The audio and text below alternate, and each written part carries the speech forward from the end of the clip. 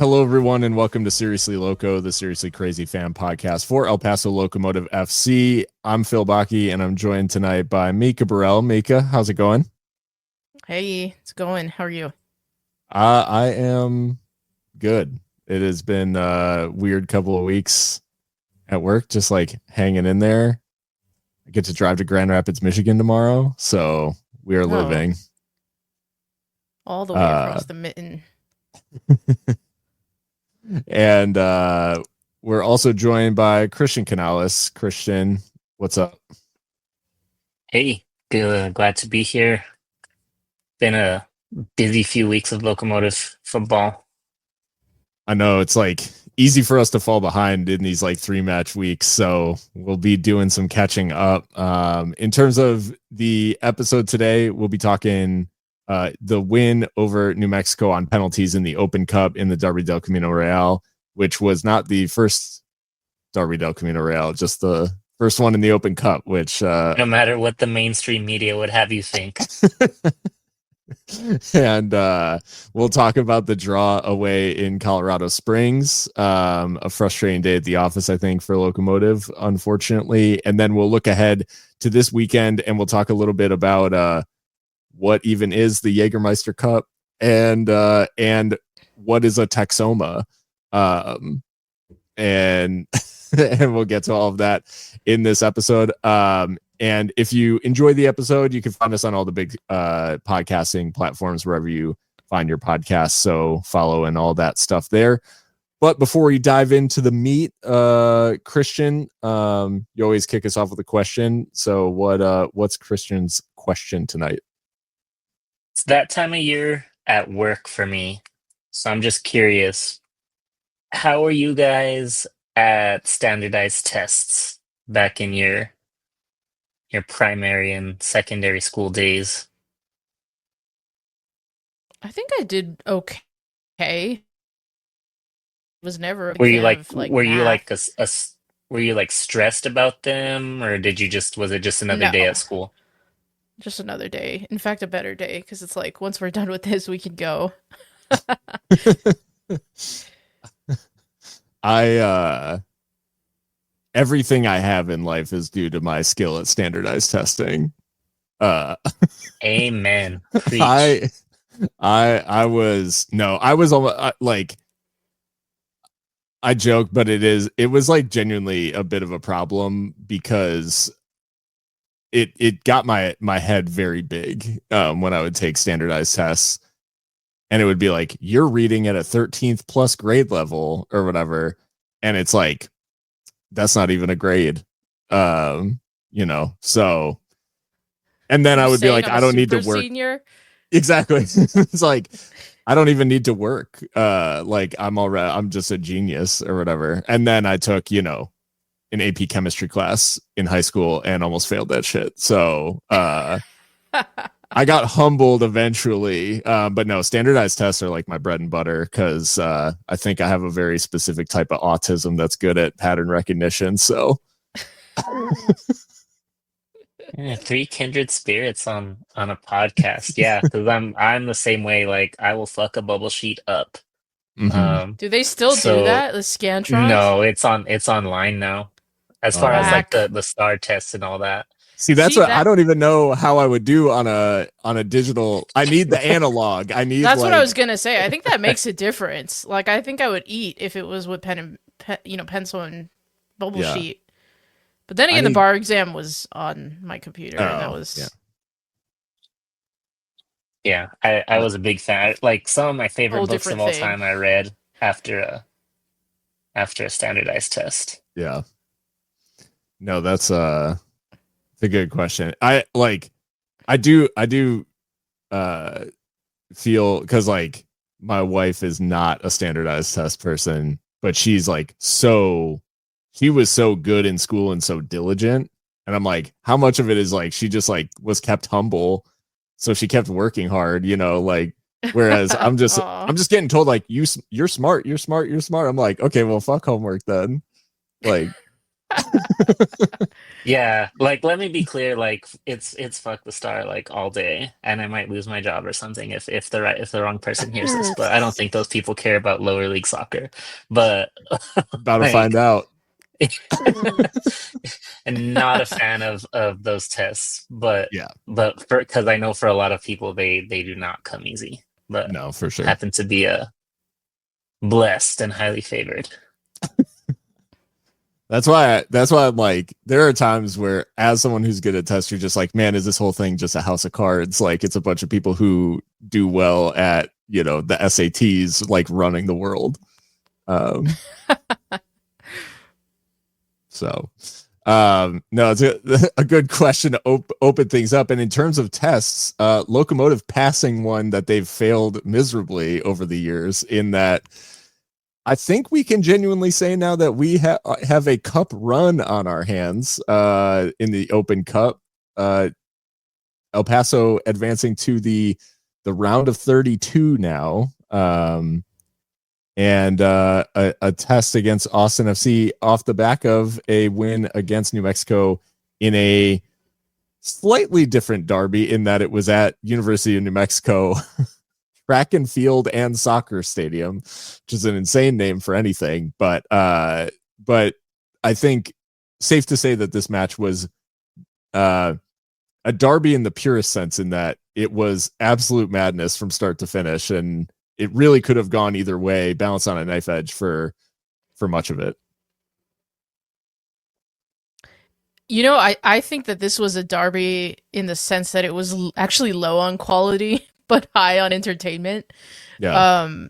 I mean, I think to the goal that we basically kicked into our own net when Sebastian Moore inexplicably clipped that ball to the left back, and it was just not on. So like just not little, but things like that, I think, were the hallmark of this one. However, you got to take the derby wins where you can get them, and we haven't won this fixture in 2 years in the league. Yeah. And so to knock New Mexico United out of a cup when like the U.S. Open Cup is like half the club's personality, I'll take it. And Christian, I mean, always nice to score a late goal, but I think we've talked about the fact that this team over the last couple of years hasn't really had this in them, like the magic moment to change a game at the end. And this team at least has the ability to fight to that last minute. And in this case, it's a moment of real quality from Andy Cabrera at the back post to equalize and send it to extra time. But nice to see that fight from the squad deep into stoppage time. Yeah, and I think we've seen it a couple of times this year too. In the opener against Colorado, Cabrera again did it, and then I think against Hartford. I don't know if it was a last minute winner, Last but certainly, 5, I think. yeah, certainly, at the end there. So they've proven that they have, and I guess the one against Colorado Springs wasn't a winner, but still it saved us a point. So they've proven that they've got some fight in them, which I think is a drastic, change from where we were last year at any point in the season. I think last season, basically as soon as we went down, that was it. Much less finding it as to fight, to 90 minutes and try and salvage something. So, credit to Wilmer for giving the team confidence. And I think that that's what has been said was basically his philosophy this year, just giving the team confidence again. So, it's a fantastic job of him to realize that and to instill that in these players. There was a bit of a clip and I going think too, around. I have to Go ahead. give. Sorry, I just wanted to say, like, to round out my comment on like the mistake from Motamota. He does do really well in the penalty shootout, so like he's no exception to that kind of fighting spirit. So made a couple good saves for us and has been really reliable every time he's been called upon. So I think you can allow something like that every once in a while when that's how you're being instructed to play, as far as playing out from the back. So just wanted to shout him out again.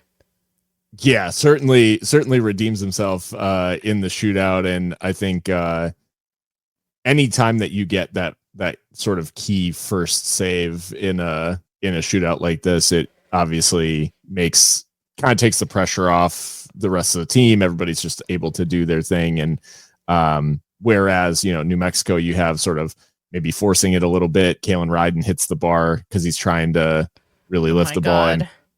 what a shame, like Stick that in your pipe and smoke it. Like I am all day. I'm loving that. That's just tremendous content.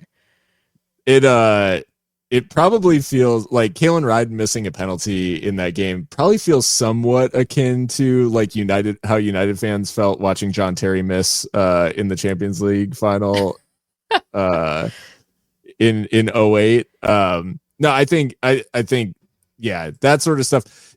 These games, this is exactly why I think this is the sort of occasion that you love to see in the Open Cup.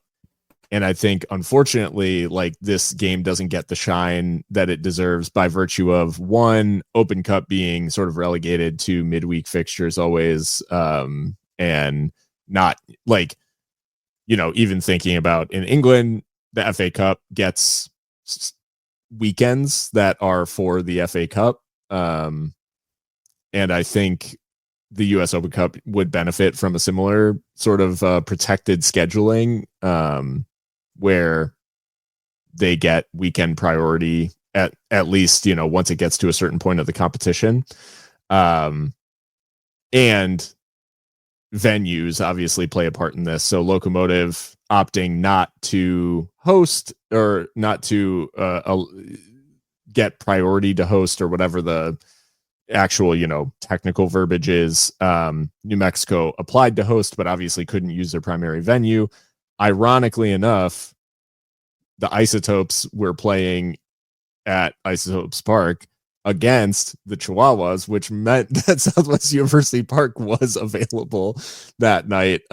So if we had gotten priority to host, we actually could have held it in our stadium. And by virtue of winning now, and we should give Andy Cabrera more flowers off the, and given the fact that he strikes the winning penalty. But now this match day against Austin FC, when it could have been in El Paso, is now in Austin, and so by virtue of that, obviously, quite the road trip for any locos who want to make it. I'm excited by the fact that Locomotive get a chance to take on an MLS squad, but at the same time, I think all parties involved would probably rather be hosting this match, and it's a shame that not having to by virtue of having to share a venue, Locomotive don't have the opportunity. Yeah, I mean it's a huge shame. I think obviously, having MLS come to town would be a major draw. It's not an Inter Miami, but it's still a major league, quote unquote, major league team. Perhaps one that even has like a couple fans in the area, because Austin FC for a lot of folks is like the closest thing in MLS at that level if you're not interested in USL Championship. So I would be willing to bet there's at least a handful of fans here in town. But yeah, I mean, it is part and parcel of sharing a stadium with a AAA minor league baseball side. I mean, MLB and MILB have their schedule sorted well in advance, right? And so trying to get them to change that is tough sledding. Whereas USL Championship, unfortunately, I mean, we've seen where the schedule is not even finalized until well into preseason. On top of that, US soccer is not always the most forthcoming with US Open Cup scheduling. So plenty of, I won't say blame, but like plenty of factors that lead to these unfortunate outcomes. And folks might point to, well, why did New Mexico United get to host? Was it Real Salt Lake? And that's simply because the Isotopes were on the road. So it's not like they pulled any special strings either. And that's just unfortunately the rub of the green for us. But at the same time, I think it does bring about the very legitimate conversation and the questions being asked about are we going to have our own soccer specific stadium with promotion and relegation on the horizon? And presumably with our ownership that are, we think, ambitious and want to compete at that level, eventually you're going to have to invest a little bit more in your infrastructure. So to say that, yeah, it is disappointing. And Austin FC, I mean, that's a hike, like obviously the Texans among us who are listening know, that's not a day trip, but yeah, it's just not easy to get to that one. But for any locals who do, take lots of pictures. And yeah. Enjoy the away day. Yeah, But and the fact that like do you think we have a chance against them? Sorry, Christian. no, it's okay. I mean, I think we have a chance in the sense that like the stuff we're good at is we're pretty organized and we have a pretty distinct way of playing and all the sort of stuff that I think like will do well to not, get played off the park in terms of we don't typically give up a lot of chances. We don't typically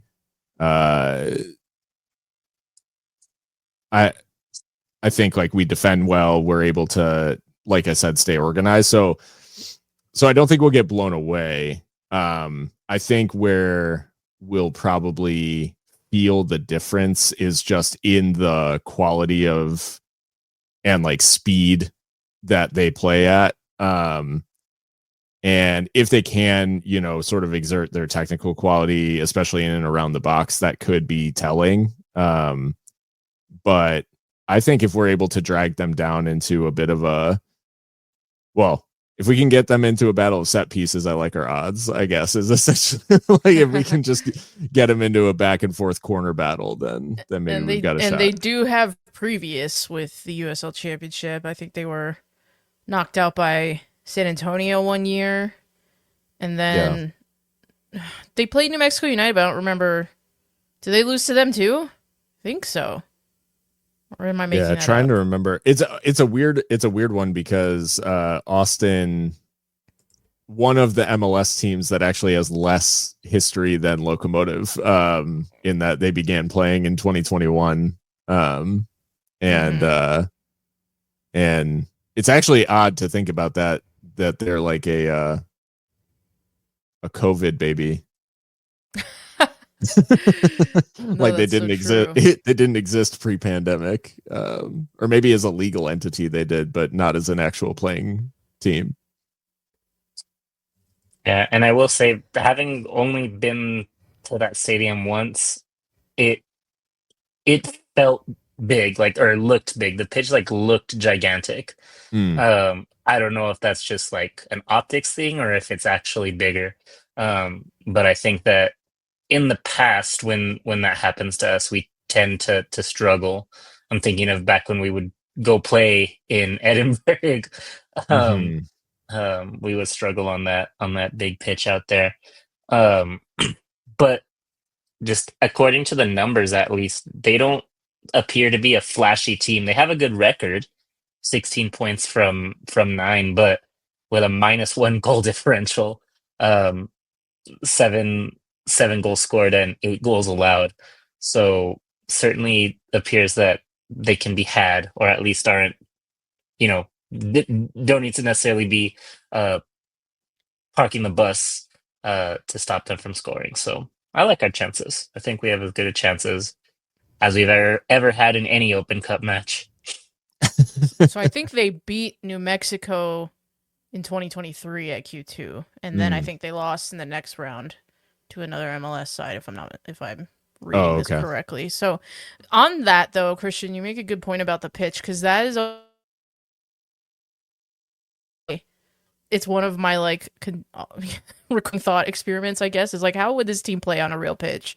Because there's like a level of physicality and athleticism that you need to actually play on something that's regulation size, or at least approaching that. So I think that'll be fascinating to see how this team does on a real pitch. I mean, I don't mean to sound like I'm denigrating the swap, but it's not giving real pitch. I'm sorry. So yeah, that's gonna be fascinating. And I do think that home field advantage in that sense is huge for Austin in this one. But yeah, they don't have like, because even when they beat New Mexico, like they had like Maxi Rudy on the books and like players like that. I don't really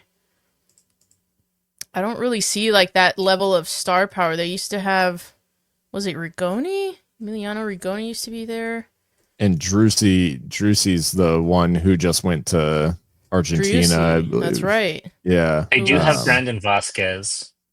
I mean, obviously not Mhm. huge, but I think that's probably the biggest name on the roster. He's the danger man, Yeah. for sure. And yeah, other than that, they spread the goals out a little bit. They definitely don't have the big sort of flashy names like you said. Mhm. But looks like Owen Wolf is a pretty significant creator for them, just 20 years old. So bringing the kids through as well. But yeah, it'll be interesting too to see. I mean, it's always interesting when the way MLS teams approach Open Cup, because I think it's very possible that we get a pretty changed Austin side as well, which hopefully we could take advantage of that. And I do think like we've gotten to the point now where yes, it's not at the swap, but a win over an MLS team could be like the relevance shot in the arm that this team needs, because the stuff on the pitch has obviously improved quite significantly. Like we are not talking about this team in the same terms that we were last year. The problem is that they have not recaptured the imagination of El Paso yet. And I don't think that being like pretty good in USL is going to be enough to do it. Whereas if they knock off an MLS team, it could like really re-energize the interest. And I think like just kind of get things back on track. Because they're certainly still, I think, suffering from just how poor last season was, in terms of like general relevance in El Paso media and stuff, outside of this podcast. And to your point, Phil, I also just think like they've kind of exceeded expectations like in this tournament already. For sure. And they're I would see it as they're playing with house money now. So I think that a lot of the pressure is off of them at this point. You For sure. know, the first week, they're the first match of the group stage or whatever, it's the first game and we've never gotten past that, and they did it. And then the second game, it's like we're supposed to beat these guys, the Harpos. We like everything on paper says that we need to beat these guys. So if we don't, like, what are we? And then it's New Mexico, like these are our rivals. And so you're going against Austin. It's like, what do you have left to lose? So hopefully, that takes a lot of pressure off them and just lets them play and have fun. And I think that in general, that leads to a lot of success.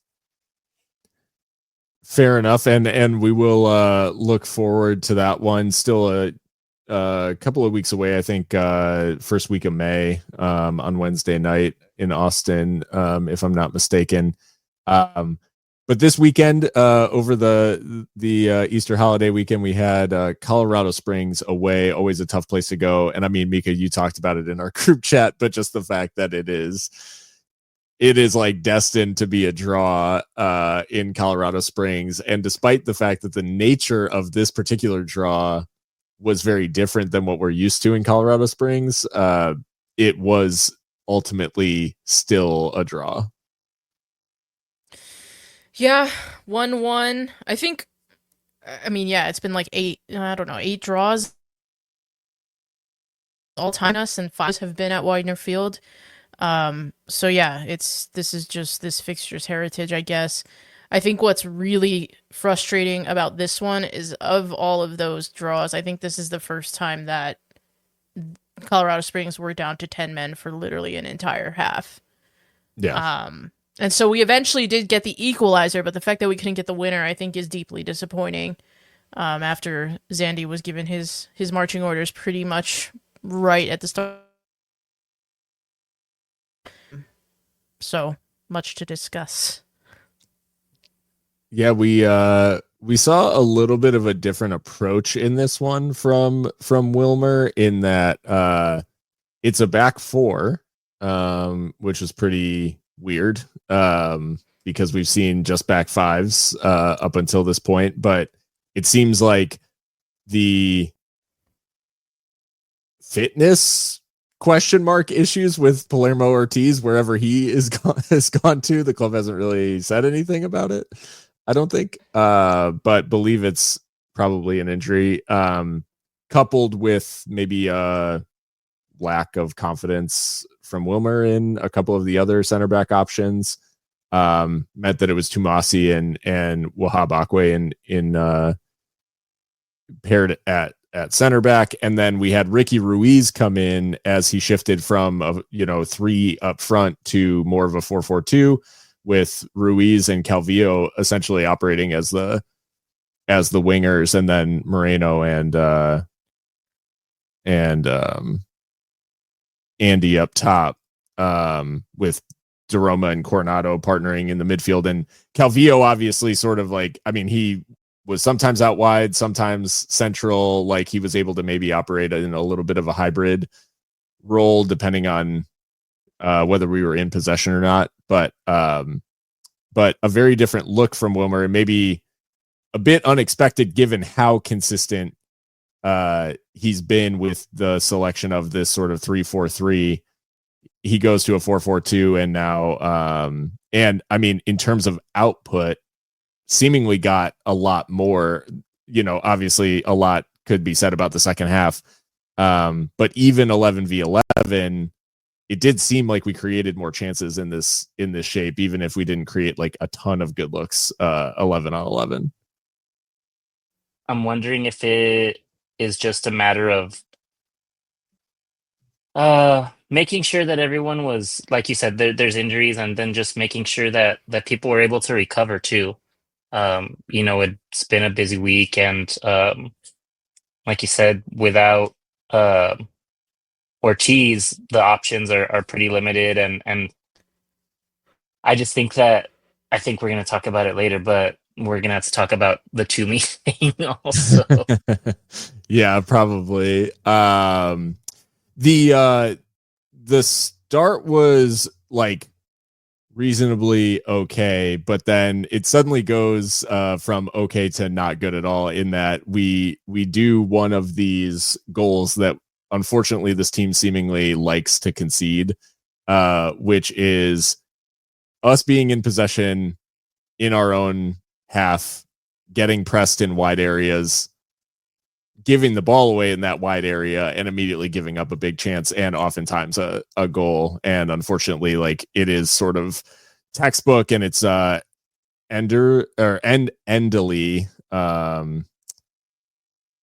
Herbert Endely, the winger for Colorado Springs, who has this little bit of interchange on the edge of the box and then finishes pretty calmly, and a tidy finish in the end. But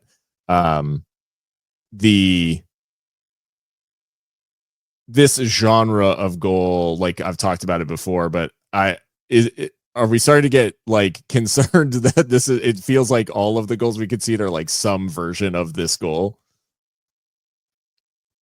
I think like that's an interesting observation in terms of like getting pressed in the wide areas and then conceding shortly after that. I think this is where the 4-4-2 falls apart.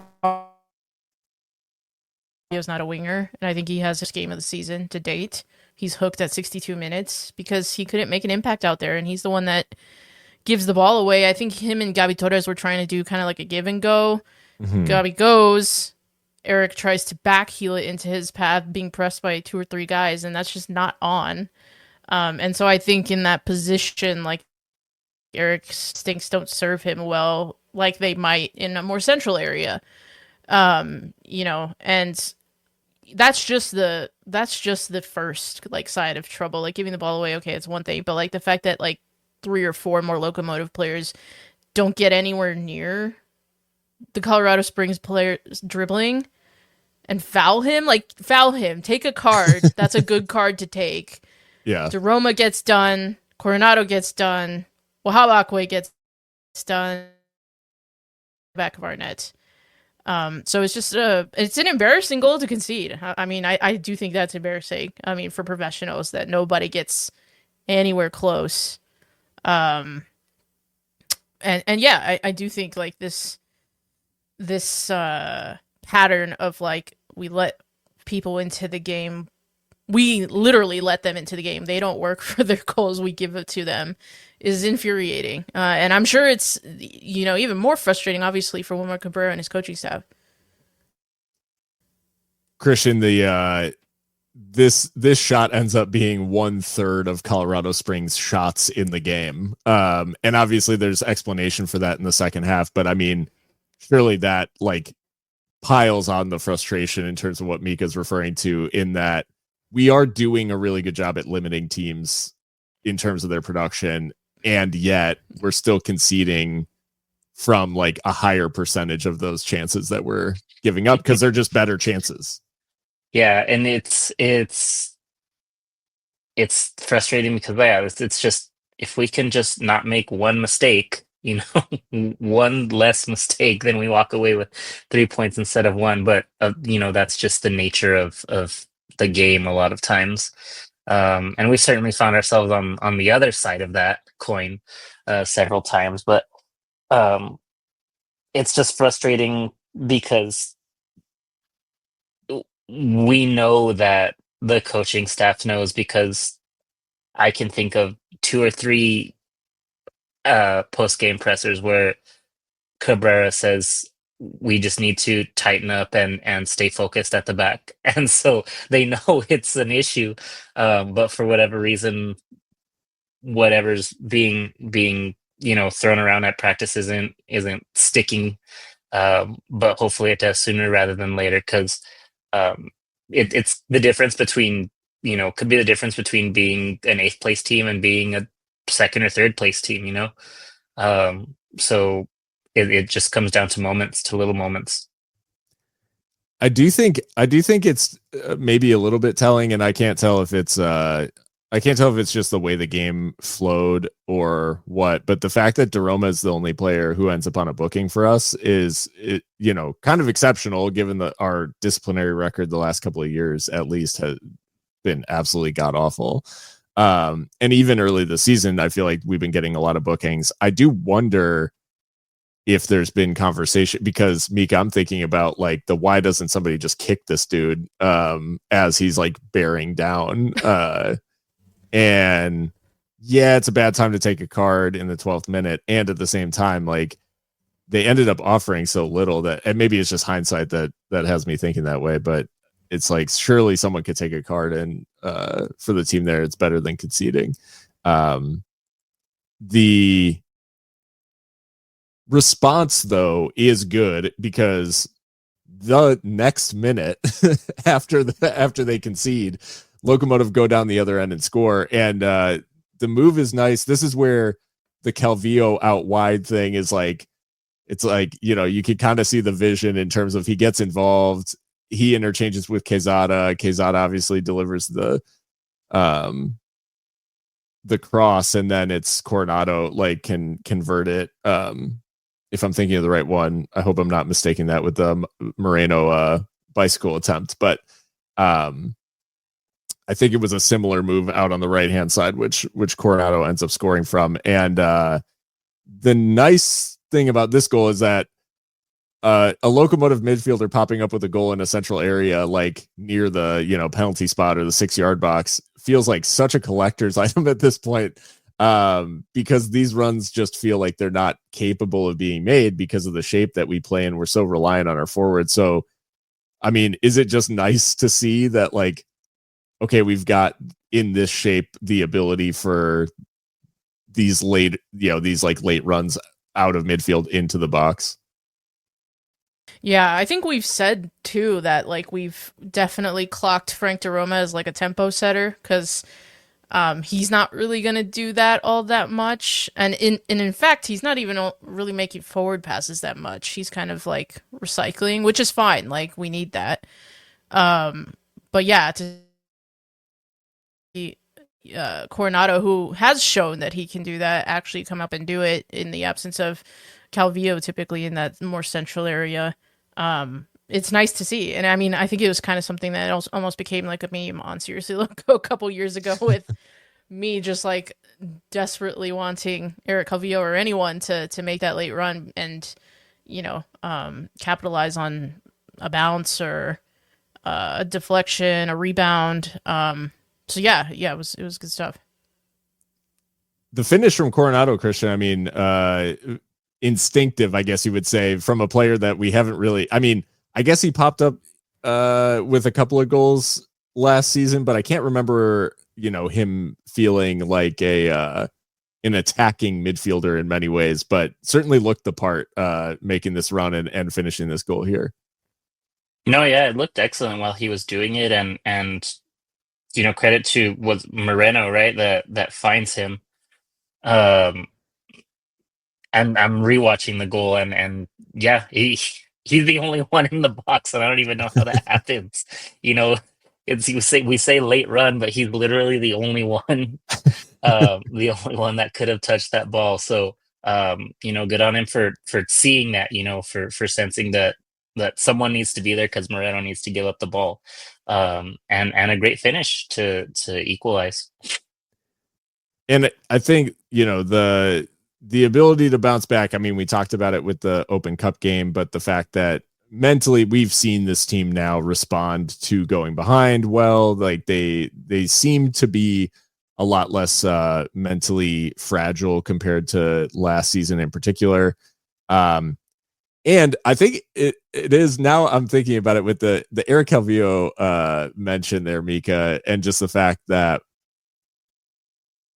for a player who his first season, played as kind of a traditional 8, scored a bunch of goals because we were very reliant on him being a producer from that position, to playing as more of a 6 and a double pivot with Liam Rose for a little bit, and then Robert Coronado and whoever else next to him, now being deployed as a winger. Like, does it not feel a little bit strange that one of the captains of the team is also a player who it seems like we can't find him a home, like tactically in this side?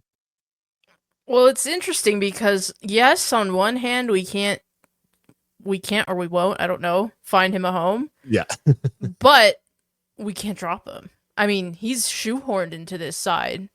Sure. I mean, Wilmer Cabrera could have dropped him for somebody else. Maybe Tumi Mojabani, he's probably more natural in a wide area than Eric Calvillo is. So I think it's a credit to Eric that people would rather play him out of position than not play him at all. I say out of position because my opinion is that he's an 8 with more license to get forward and make those late runs.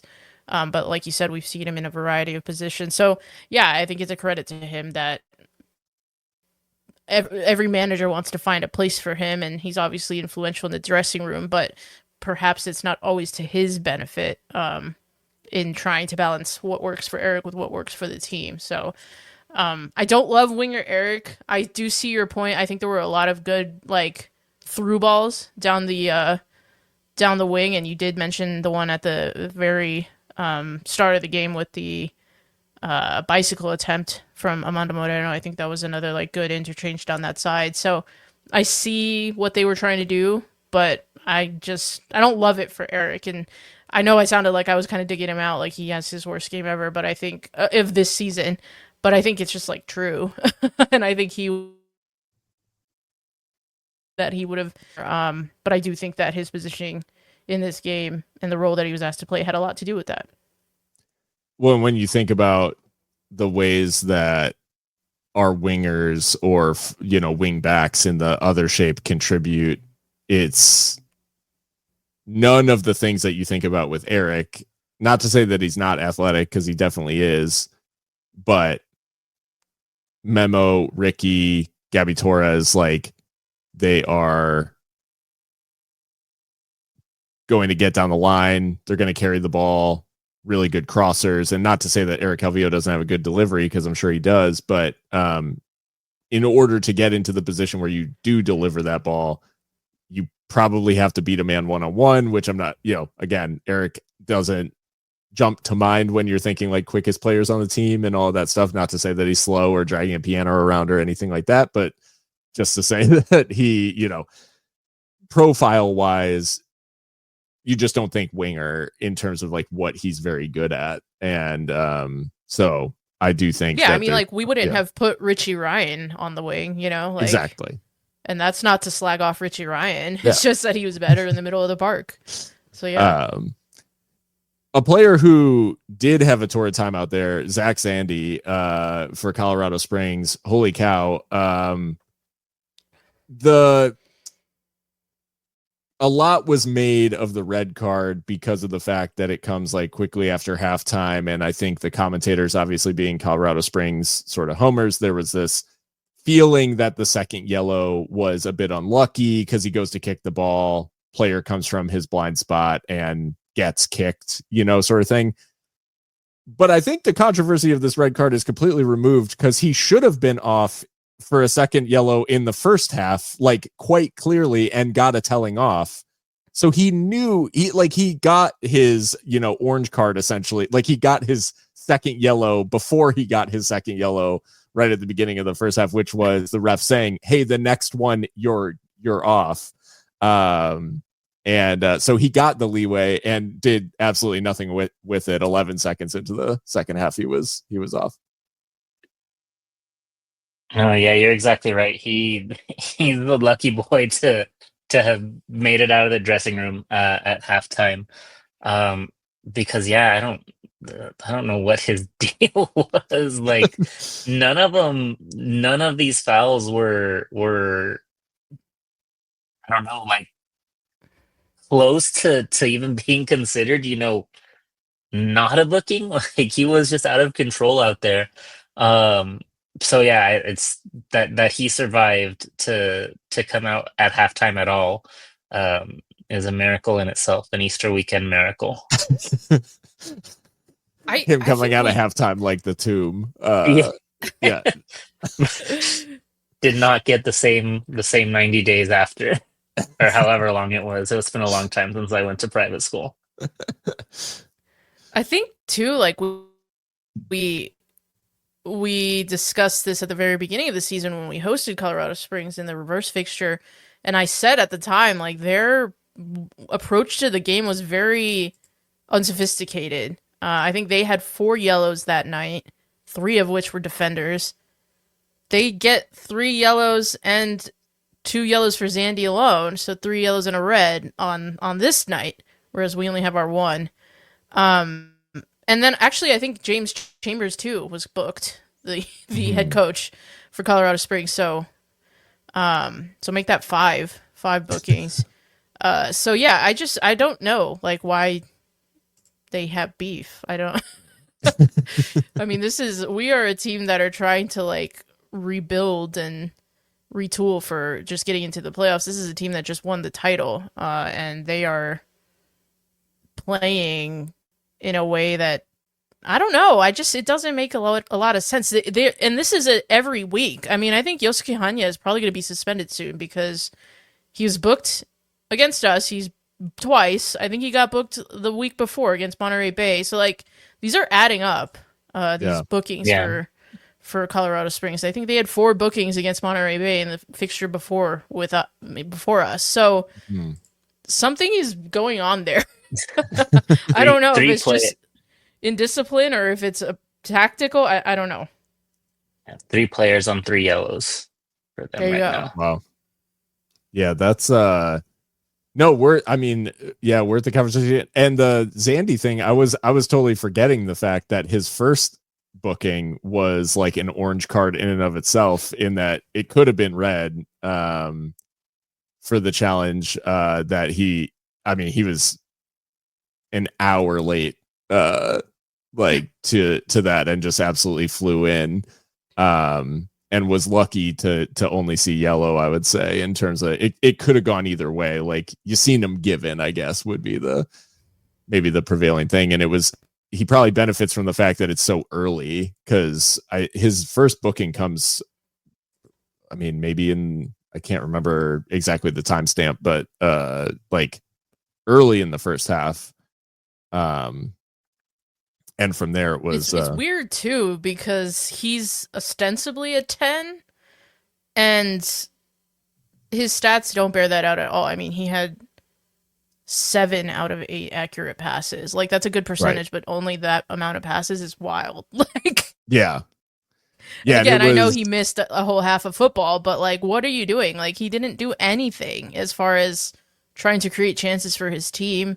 Lost most of his duels and then 5 fouls. Like, it was just, he was playing like a man possessed, but like not in a good way. You're just a goon. Yeah. And it's funny because when I think of Zach Zandy, I think of someone that's traditionally harmed us in terms of like, when we play Colorado Springs, I feel like he's a pain in our side, like, you know, in terms of like causing goal contributions, those sorts of things. And unfortunately for him, he has basically no impact on this game aside from being sent off. And yeah, that first card comes in the 16th minute. He was lucky to make it to halftime in the first place, get sent off immediately after halftime. And in the second half, Locomotive do make, you know, the most of it in terms of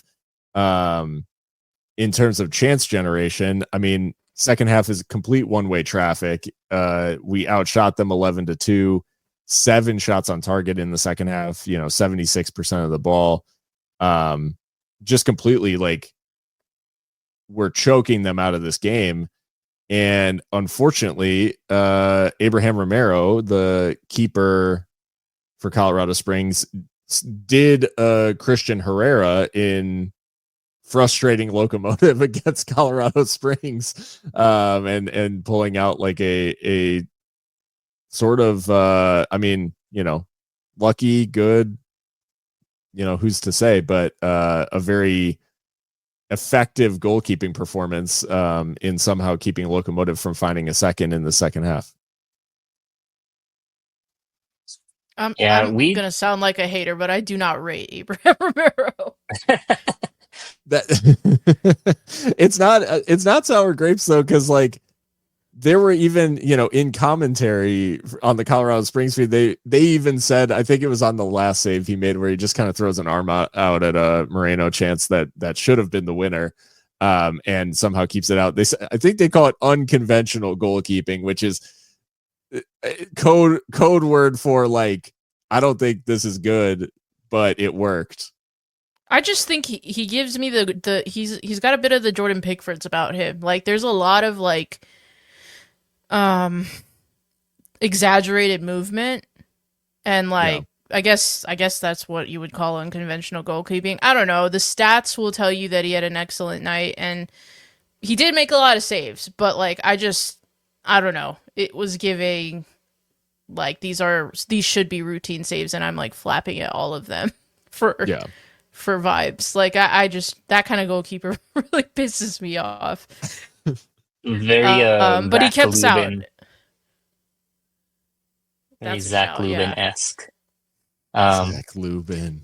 But you know, I feel like a backup keeper loves to see us coming, because it reminded me of I think it was Phoenix, and I think it was in the playoffs too, where Eric Dick just had like the best game of his life, and absolutely prevented us from getting anything in the net, and that was very frustrating as well. The way Zach Lubin just fired a neuron that has not, like, I've not thought about that man in many moons. It's a shame, because like, we've often criticized this team of like, they're not like organically making chances out in open play.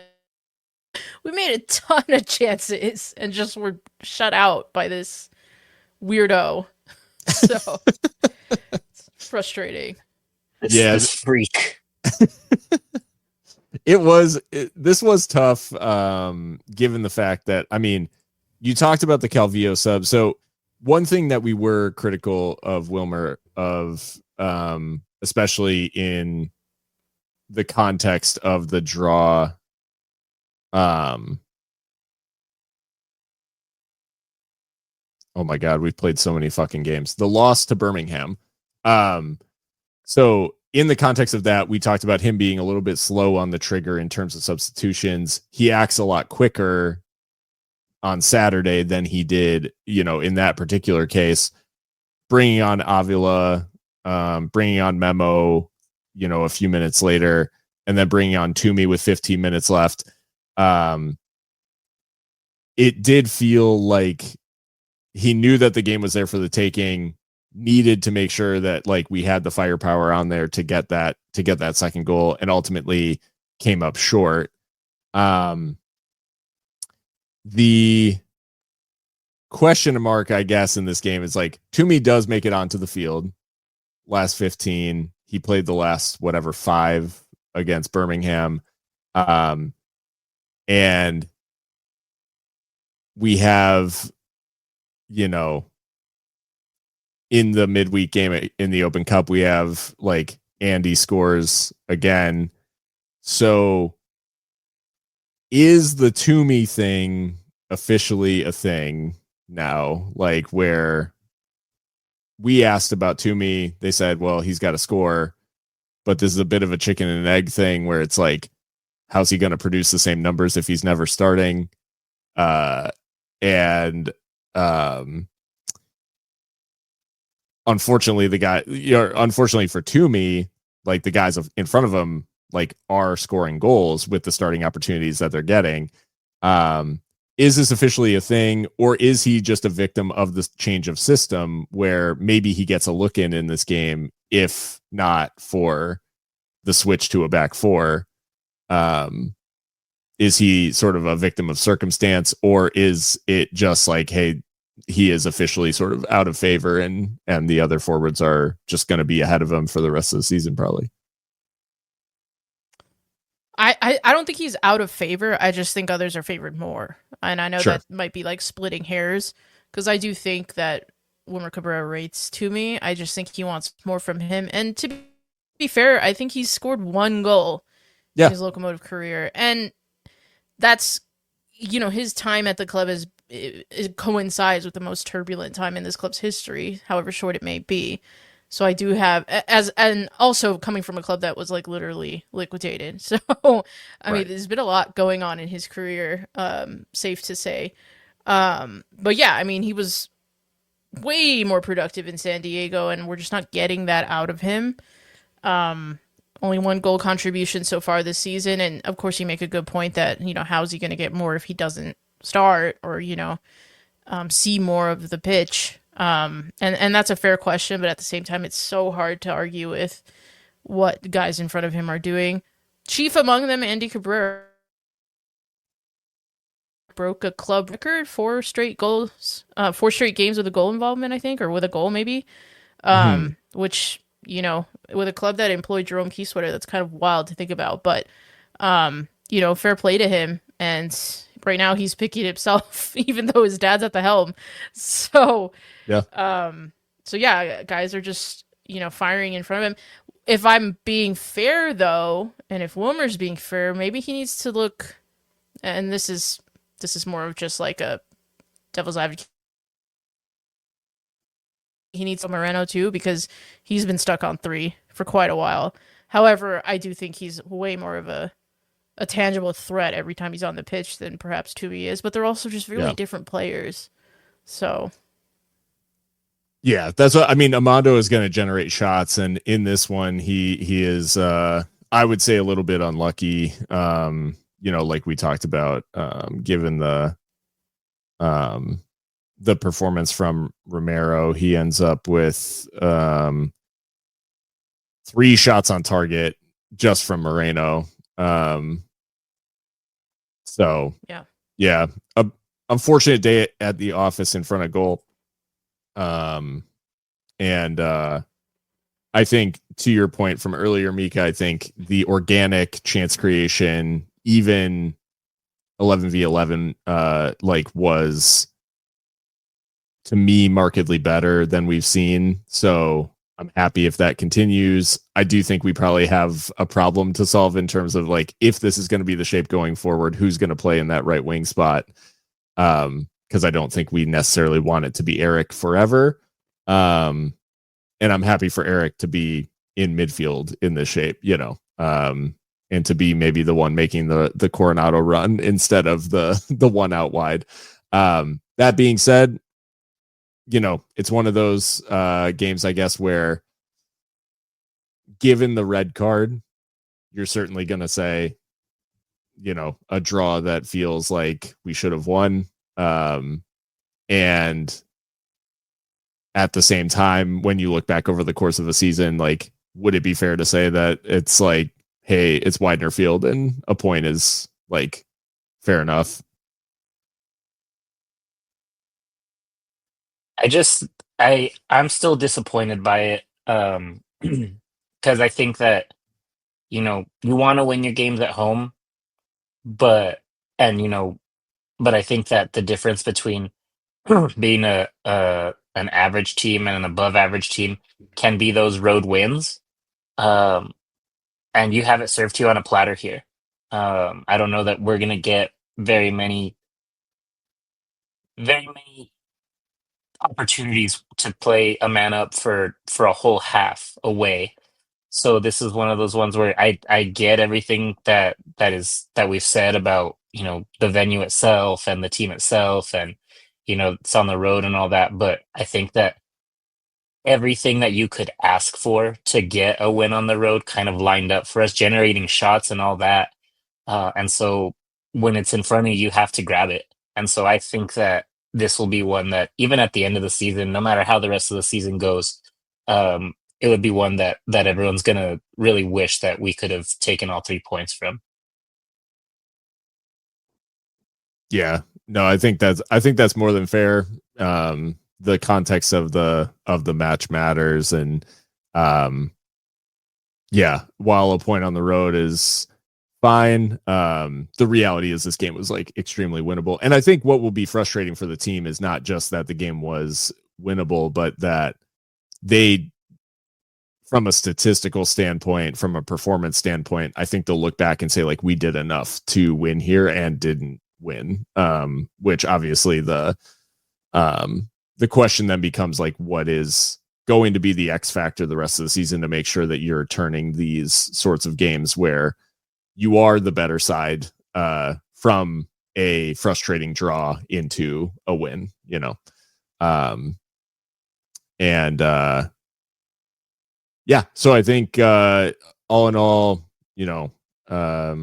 a frustrating day at the office, but Locomotive are looking ahead to a bit of a different thing this weekend than what is typical. So no league game this weekend, but a trip to Texoma FC from USL League One. And this is the start of the Jagermeister Cup, which for those who have not been like following along on this, is essentially like the USL League Cup. So think Carabao Cup in England, or I mean, I guess France has this too, right? Like the Coupe de la Ligue or whatever.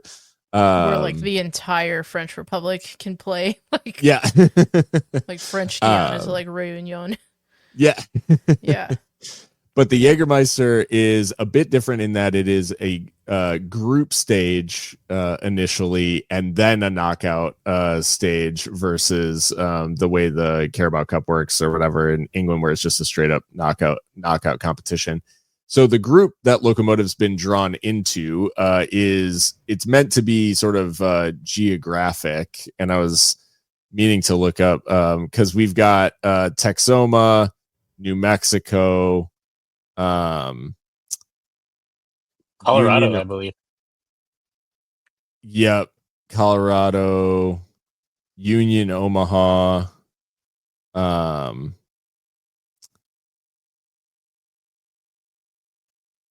sorry, yeah. So Colorado Springs, us, New Mexico, Phoenix, San Antonio, Texoma, and Union, Omaha. And I believe it is single round robin in the group. I don't think it's double round robin. Because that feels like way too much.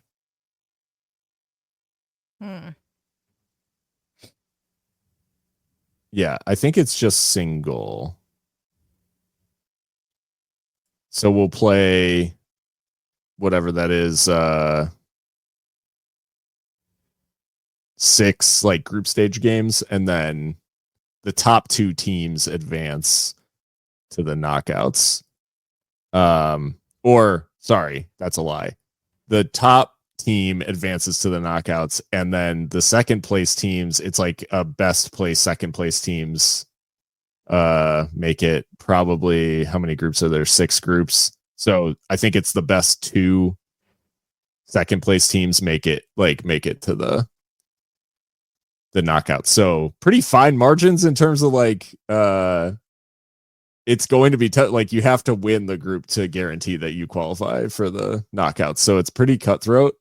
The thing about this game for Locomotive, Texoma, for those who do not follow USL League One, this is a really, really bad team. First year in the league, but just 1 point from their first 5 matches in League One, 3 goals for, 13 against. It has been a rough start to life in USL League One for Texoma FC. Correct me if I'm wrong, though, but didn't they get a result at Forward Madison? Yes, I think that is their one point so far. Which was like recent, I think. That was their last. Yeah, so that was their. Yeah. They had the win in the bag, and then your boy, Derek Gebhard, our boy, scored the equalizer in the 95th minute. So, yes, Texoma are in the mud. Yeah. Really interesting club. I gotta say, the badge is fire. Like, the two. Yeah, I really like the. Really like the badge. Texas and of Oklahoma, and yeah, the badge is really nice. And it looks like this club is very English. I think the CEO and one of the co-owners is a transplant from England. Adrian Forbes, their coach, is English. Their whole coaching staff is English. So, we know a little something about that, having Mark Lowry as our first sporting director and manager. So that's interesting. And the remains of Solomon Asante are at his body's laying in state. not the remains. The husk, I should say. Yeah, and they play under Friday Night Lights, shall we say. Mm-hmm. So yeah, so I don't know. He's not been the same since his Phoenix days. And I think, ending up in USL League One, no disrespect, I think that's evidence of that, right? So, but it'll be an interesting one. I mean, this is a cultural region, Texoma, I guess, near the Oklahoma border and just north of the DFW area. So this will be a brand new experience for all involved. Yeah, I do. I like this League Cup concept in terms of doing this sort of thing where it's like starting to build history in a way between some of these clubs that are either new to the league or in League One. And, we have priors with with Union Omaha. There's a little bit of narrative there too with, Dom Casciato still being there and them knocking us out of the Open Cup a couple of times. But I like the idea of us starting to build some of these cultural ties, especially ahead of potential promotion and relegation in USL, because there will be sort of the shared history and some of these games that we can look back on, if these teams come up against each other in whatever competition. So I just like that there's some of these connections being built. This match in particular, I mean, I know that the club and no one around the club would ever say that this is the sort of game that we're going to rotate and we're going to try to build some confidence and all that sort of stuff, because it's deeply disrespectful. They're going to say, we're focused on the next match. We're focused on Texoma. We're doing our homework, all that sort of stuff. But if we're being honest, this is the sort of game that you'd love to see some of the players on the fringe as a chance to show, right, like what they can do and maybe build a little bit of confidence. Yeah, put Toomey in. Oh my god. No, for real though. And I guess Noah Dolenmeyer's like first name on the team sheet for these cup matches, so he True. finally makes the bench against Colorado Springs, but he's been conspicuously absent otherwise. So, like, there's but at least a reserve side starting to take shape here. So yeah, I would think that a team that has scored 3 and conceded 13, like you, and given all the travel, like that's another hike. So yeah, I would think. But we'll know. I think we'll know more though as far as availability tomorrow after the team trains. So yeah, we shall see. Especially not having seen Palermo Ortiz for a while, could be another question. And just speaking of squad, I want to look at Texoma's roster again real quick because there's a lot of ties. Some of them are stretch farther than others, but there's a lot of connection on this roster. So, Ozzy Ramos, who's kind of I guess appears to be one of their standouts, was a nightmare for us in the Open Cup game against Central Valley Fuego. So we've seen him before. Cursed. They also employ Javi Garcia, former Locomotive goalkeeper, Javi Garcia, and also the younger, and also the younger brother of El Paso native Ricardo Pepi. That's right, is on their Diego. roster as well. So there's a lot of ties there. I think he's on loan, right, from FC Dallas. Yeah, probably. The younger Pepito. That is actually really interesting how tied in they are. And I mean, I think that's the sort of thing that encourages you, even in what's been a brutal start to the season, like when a club starts to sort of establish themselves, particularly in the area that they're in. That is obviously very important, like just in getting off the ground. That being said, this is a bit of a, like, I don't want to say a breather for Locomotive, but the way the schedule is, Locomotive get a full week in between games 2 times in a row for the first time, I think, all season. So the fact that we play this game in the Jagermeister against Texoma, and then it is a derby the following Saturday at home against New Mexico. So like a lot of New Mexico early doors this season, a lot of travel early doors, but I think it'll be nice that the squad gets 2 sort of typical match weeks back to back. Interesting. Do you think Texoma is, if they haven't already, they might be also starting a women's team? Am I mistaken in that? I thought that No, I think that is right.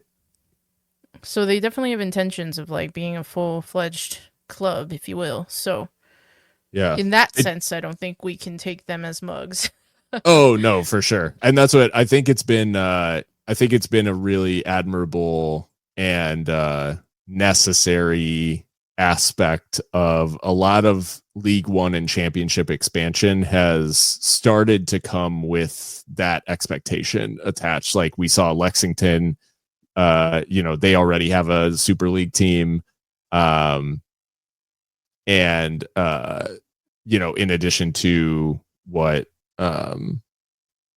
is being planned for like further, and Spokane, I should say, like Spokane in League One also has a women's side in the Super League. And now with Texoma, I think like they have ambitions as well. And I think the reality there is it should be, it's one of the aspects that I think, like, far be it for me to praise the FMF at all for any footballing decisions over the last like 10 years. And I'm sure Mexican soccer fans will go further than that.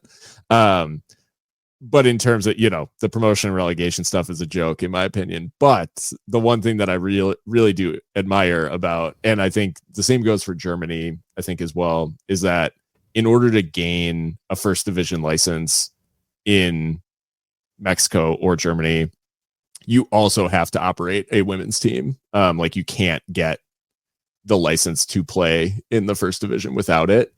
And I think USL should have similar expectations, not because like, oh, everybody should be forced to have a women's team. It's like, it's just part of it should just be part of the ecosystem. Like if you're going to operate. Well, and I'm always the pedantic one, but like you can't be a club if you only have one team. That's a team, not a club. A club has several teams. Like, so anyway. El Paso Locomotive football team. FT. Yep. Let me just say one final thing. The Texoma kit eats. Like Hummel did their thing. Like it's very like Sheffield United coded, but like still with that badge and then the like Texoma like region in the background kind of sublimated. It's very unique, very nice. So kudos to that. Yeah, shout out to Hummel for, I think this year has just been very, very strong across USL, but I don't know. Personally, I thought that they would go it's just a shame that Yuma's not like involved and they couldn't have gone like Rayo Vallecano. Sash. Oh, yes. Or Rayo OKC for those who know. If you're nasty. Yeah. I think that about brings us to the end. So thanks everybody for joining in the chat. We will we'll be around for Jaeger action this weekend. A shot at glory is the tagline for the tournament, for those who know. So okay, because I'm a millennial degenerate, every time I hear that I think about Tila Tequila, a shot at love. Oh my god. Y'all remember that? Talk about neurons that hadn't fired in years. The golden age of television. Yeah, she's like a neo-Nazi now, so that's not cool. But anyway, a shot at glory. Shot at glory. The VH1 to alt-right pipeline goes crazy. So yeah, we'll be around for Jaeger action this weekend, and then we'll be back to talk about whatever goes down in Texoma and build up the derby next week. So we'll look forward to that. Find us on your favorite podcast player, and until next time, stay loco.